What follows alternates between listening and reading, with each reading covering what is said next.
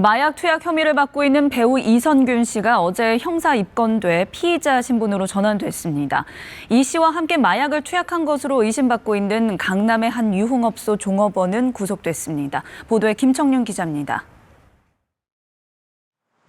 서울 강남구의 한 유흥업소. 배우 이선균 씨가 마약을 투약한 장소 중 하나로 의심받는 곳입니다. 지금은 상호를 가렸고 영업도 하지 않고 있습니다. 거기 지금 장사 안 하는 걸로 알고 있는데. 경찰은 이 씨가 이 업소와 종업원 A 씨의 자택 등을 오가며 여러 차례 대마 등을 투약한 걸로 보고 있습니다. 입건 전 조사를 받던 이 씨는 피의자로 입건돼 경찰 조사는 공식 수사로 전환됐습니다. 경찰 조사 대상 8명 중 입건된 피의자는 지금까지 모두 3명. 이선균 씨와 자택을 투약 장소로 제공한 A 씨, 또 다른 여성 종업원으로 파악됐습니다. 이 가운데 A 씨는 이미 마약 혐의로 구속된 상태인데 이선균 씨가 마약 관련 협박을 하며 수억 원을 뜯어갔다고 고소한 두 사람 중 한 명인 걸로 전해졌습니다. 경찰은 올해 두 사람 사이에 오간 10여 차례 통화 기록을 확보해 내용을 조사하고 있습니다.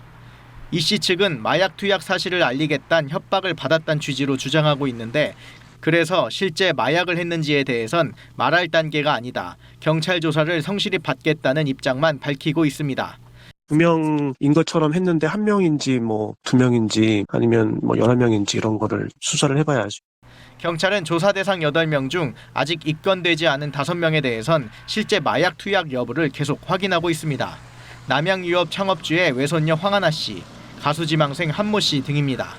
경찰 조사 결과에 따라 입건자 수는 더 늘어날 가능성이 있습니다. KBS 뉴스 김청윤입니다. 배우 이선균 씨가 마약 혐의로 경찰 내사를 받고 있는 것으로 확인됐습니다. 이미 마약 투약으로 2차례 유죄 판결을 받은 남양유업 창업주의 외손녀 황하나 씨도 또 수사선상에 올랐습니다. 경찰은 실제 투약 여부는 아직 확인 중이라고 밝혔습니다. 이도윤 기자의 보도입니다. 영화 기생충의 주연 배우 이선균 씨가 마약 투약 의혹에 휩싸였습니다.